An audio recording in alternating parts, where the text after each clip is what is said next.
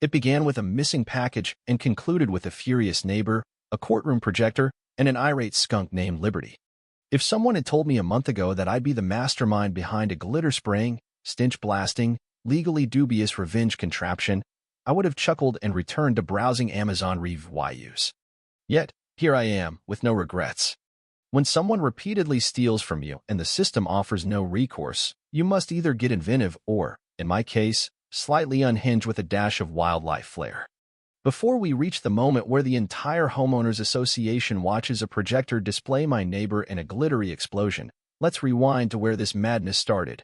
My front porch, with a blender I never ordered. I lead a fairly ordinary life. I work from home in IT support, spending most of my days in sweatpants, muting conference calls, and VYing other people's desktop issues like a VY tool custodian. I'm not the type to concoct dramatic revenge schemes. I prefer tranquility, the occasional pizza delivery, and splurging on frivolous gadgets I don't need but feel I deserve, like an automatic pancake maker. Judge me if you will, but it flips them flawlessly. My online shopping habit never caused issues until a few weeks ago when packages began vanishing. Initially, I blamed the delivery driver, perhaps they left it at the wrong house. Then I suspected porch thieves were growing bold in our quiet suburb. I asked around. Most neighbors were cooperative, except one, Linda. I didn't know her name was Linda then, but her demeanor screamed at cropped haircut, perpetual scowl. Driving a white SUV, she parked diagonally across two spaces as if it repelled lines. She ruled the neighborhood HOA Facebook group with an iron fist. Our first encounter involved her declaring my recycling bin excessively cheerful before rolling it back to my driveway. No kidding. After my third package disappeared, I took action. I installed a doorbell camera concealed in a Law 14.99 decorative owl from an online store, cute, slightly eerie, with night VY sound. I felt like a budget suburban vigilante.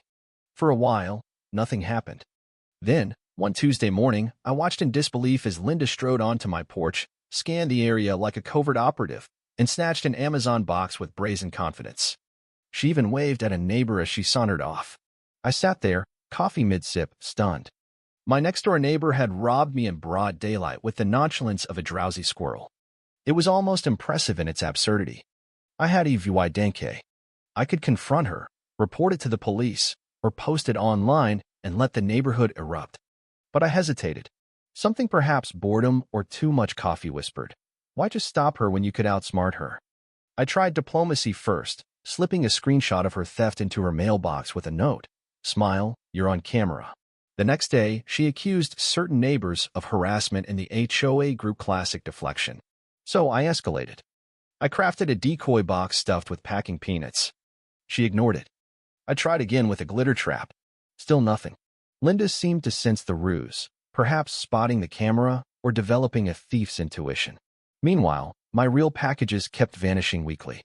I daydreamed of absurd countermeasure stripwires, dye packs, a box blaring thief on a loop. My friend Tom, who works at a prank supply company, suggested crickets. My uncle sent a video of a guy rigging a box with fart spray and GoPros. None felt sufficient.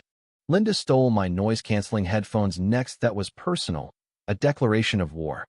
The breaking point came during a casual encounter. I was watering my tomatoes when she strolled by with her smug terrier. I said, "Hey, seen any packages? Mine keep disappearing." She smirked, teeth gritted like a viper in leggings, and replied, "Maybe shop less and live more." Then she walked off. That was his origin story moment. If this were a comic, the sky would crack with lightning. I resolved not just to stop Linda, but to humiliate her epically, in a way that would echo through neighborhood lore. It had to be poetic, wild, and involve a skunk. Locating a skunk proved tricky. Ohio has strict rules about trapping, transporting, and releasing wildlife. Googling how to mail a skunk legally yielded only warnings of jail time.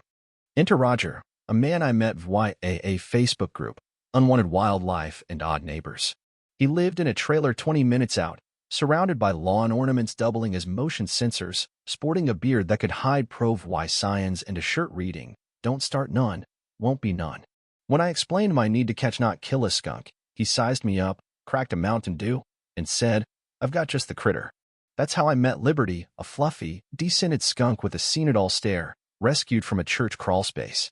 Roger deemed them bonded since Liberty hadn't sprayed him. I didn't rescind him. I am not that reckless, but the possibility intrigued Roger enough to assist. We'd have why set a bait box over pizza box sketches, authentic-looking, irresistible to Linda, with a motion-activated compartment. Inside, Liberty would rest comfortably until the box was opened, triggering his escape alongside a glitter bomb, a fake subpoena, and a blinking GPS tracker for flair. I built it meticulously, ordering a glitter mechanism online, adding a strobe light and a robotic, "You've been served" voice, courtesy of Roger's niece, Mia, a tech whiz who also rigged a live stream camera. I labeled the box Luxury Spa Essentials, banking on Linda's self-care obsession from her HOA emails. On a sunny Thursday, I set it out. At 11:12 a.m., Linda struck, snagging it with her usual swagger. I watched the feed as she opened it indoors. The glitter exploded, the voice boomed, Liberty leapt out, and chaos ensued. Screams, toppling furniture, her dog yapping. The feed cut, but Linda's glitter-smeared selfies soon hit the HOA group, attacked in my own home, calling authorities. Liberty perched on her bookshelf. Her husband threatened to sue. I felt no guilt, only triumph. Then the police arrived. Officer Daniels, sipping coffee, showed me Linda's Ring camera footage, glitter everywhere, Liberty reigning over the chaos. Her husband claimed biohazardous attack and psychological warfare. Daniels, who loathed Linda's noise complaints, assured me charges were unlikely but warned of legal messiness. Linda retaliated with fines and a drone over my house.